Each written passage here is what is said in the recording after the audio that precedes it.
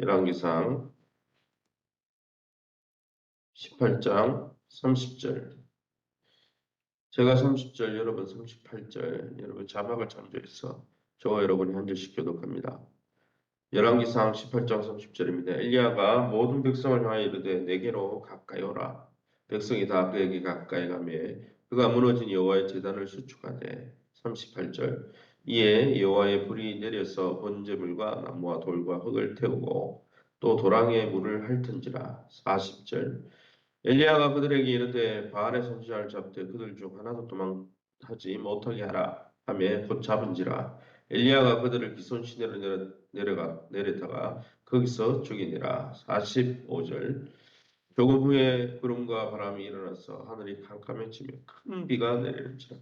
아합이 마차를 타고 이스라엘로 가니. 46절입니다. 여호와의 능력이 엘리야에게 임하며 그가 허리를 동이고 이스라엘로 들어가는 곳까지 아합 앞에서 달려갔더라. 아멘. 오늘은 열왕기상 18장 30절에서 46절 말씀 가지고 하나님은 참 신이시다라는 제목으로 말씀을 함께 나누기 원합니다. 바알의 선지자들 또 아세라 선지자들과 이 엘리야의 갈멜살 대결은 결국 엘리야의 승리로 끝이 납니다. 여호와께서 참된 하나님 되시기 때문이죠. 하나님만이 응답할 수 있기 때문이죠. 하나님께서 그 백성에게 결국 비를 내려 주십니다. 바알이 내리는 게 아니죠. 하나님이 내리시는 것입니다. 하나님은 이 일을 통해 아합과 이스라엘 백성이 죄악의 길에서 돌이키고 이 기적과 표적을 통해서 하나님 품으로 돌아오길 원하셔서 이 기적을 허락하여 주셨다는 것이죠. 그러면 오늘 본문을 통해서 우리가 믿고 의지한 하나님은 어떤 분이십니까? 38절에 이에 여호와의 불이 내려서 번제물과 나무와 돌과 흙을 태우고 또 도랑에 물을 핥은지라. 엘리야의 기도에 어떻게 응답하셨습니까? 불로 먼저 응답하셨습니다. 그 불은 제물뿐 아니라 제단과 도랑에 물까지 핥았어요. 제단에 사실 엄청난 물을 부었죠. 물이 이때는 얼마나 귀합니까? 왜요? 3년 6개월 비가 안 하는데 물을 구하는 것도 어려운데 구해가지고 그 제단 위에 부었죠. 여러분 제단 위에 물 부어놓으면 잘 탑니까? 타지 않죠. 그런데 하늘에서 내린 불로 인해서 제단의 물까지 다 핥아버렸다는 거예요. 하나님이 참 신임을 스스로 보여주셨다는 것이죠. 이것은 하나님께서 그 백성에게 불로 임재해 주셨다는 것을 보여주는 동시에 그 번제물을, 그 제사를 받아주셨다. 그래서 그 제사를 받으시고 그동안에 하나님 앞에 범죄한 것들을 용서해 주셨다는 것을 뜻하기도 하는 것이죠. 백성들은 물론 아합도 이번에 여호와께서 참 하나님이심을 인정해야 했습니다. 하나님은 부정할 수 없는 이런 표적을 통해서 하나님이 아니면 일으킬 수 없는 이런 기적을 통해서 백성들이 마음을 하나님께로 돌이키길 원하셨다는 거예요. 사랑하는 성도 여러분, 우리도 그렇지 않습니까? 부정할 수 없는 예수님의 죽음과 부활이라는 놀라운 증거를 기독교 교회는 갖고 있습니다. 이 사실에 기초해서 하나님을 하나님으로 예우하고 섬기고 있습니까?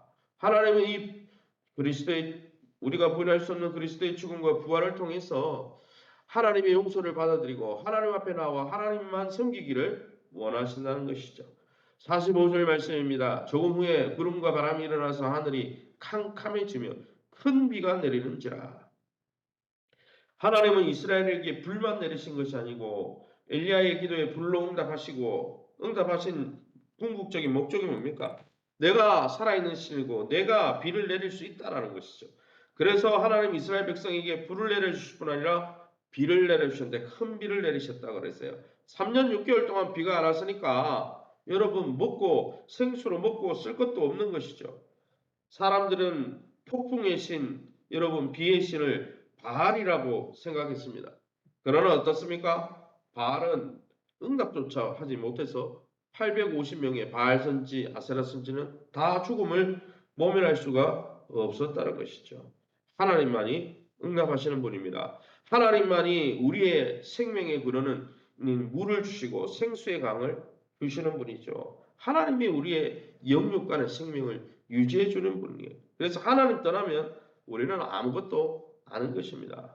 46절 말씀입니다. 여호와의 능력이 엘리야에게 임하매 그가 허리를 동이고 이스라엘 들어가는 곳까지 앞에서 달려갔더라. 하나님께서 엘리야에게 능력을 부어 주셨습니다. 그래서 이스라엘 골짜기라는 이스라엘 평원이죠. 골짜기이기도 하고 이 이스라엘이라는 이스라엘이 아닙니다. 이스라엘이라는 북쪽에 있는 이 지역까지 아합 왕 앞에서 달려가게 해줬어요. 아합이 뭐 타고 갔는데요. 마차를 타고 갔는데 마차보다 더 빨리 달려갔다는 것이죠. 이는 아합에게 하나님의 능력과 하나님의 하나님 되심을 다시 보여주려고 하는 의도입니다. 왜요? 아합이 그의 악한 길에서 돌이켜서 구원을 받고 생명을 유지하기 원하신다는 것이죠. 그래서 기회를 계속 주시는 거예요. 기회를 주는데 그 기회를 잡고 하나님 앞에 돌이켜야 되는데 기회가 영원한 게 아니라는 거예요. 기회는 유한하다는 거예요. 하나님도 오래 참으시긴 하지만 끝까지 참지는 않으십니다. 하나님이 돌아오지 않는 자들을 어떻게 합니까?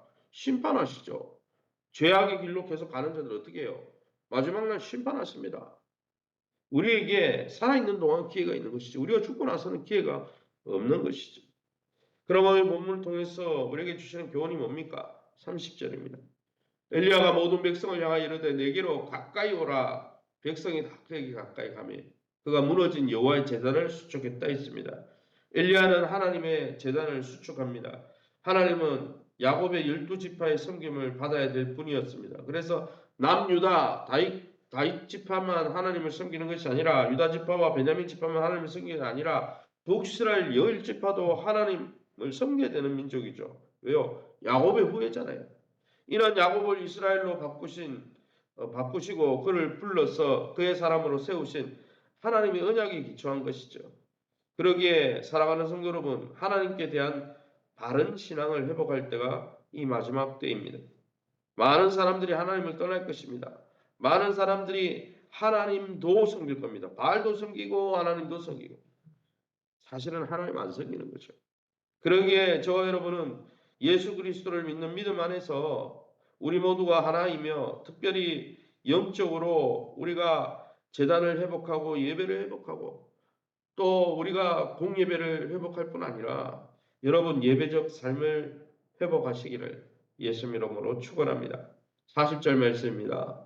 엘리야가 그들에게 이르되 바알의 선지자를 잡되 그들 중 하나도 도망하지 못하게 하라.